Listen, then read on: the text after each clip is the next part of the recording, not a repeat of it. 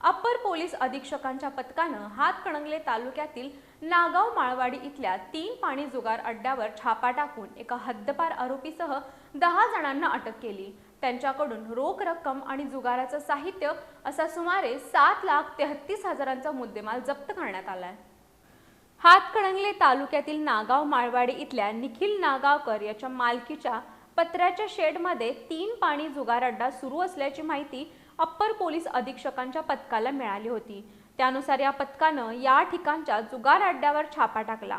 या ठिकाणी जुगार खेळणाऱ्या मुबारक नायकवडी, बाळासो निंबाळकर, निखिल नागावकर, गोरेसाब पेंढारी, प्रवीण कांबळे, महेश चव्हाण, सर्जेराव पवार, इम्तियाज खतीब, शोहेब मुल्ला आणि आलम खतीब या 10 जणांना अटक केली।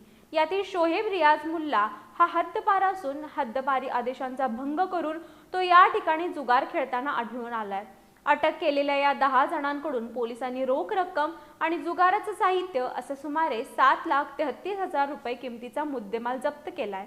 पोलीस अधीक्षक निलोत्पल बसू यांच्या मार्गदर्शनाखाली अप्पर पोलीस अधीक्षक डॉक्टर बी धीरज कुमार यांच्या पथकातील पोलीस उपनिरीक्षक इम्रान मुल्ला, सहाय्यक फौजदार दिनकर शेळके, सचिन लोहार, सागर कोळी, अभिजित कोळी, श्रीकांत पाटील, अभिमान मुंडे आणि योगेश कांबळे यांनी ही कारवाई केली।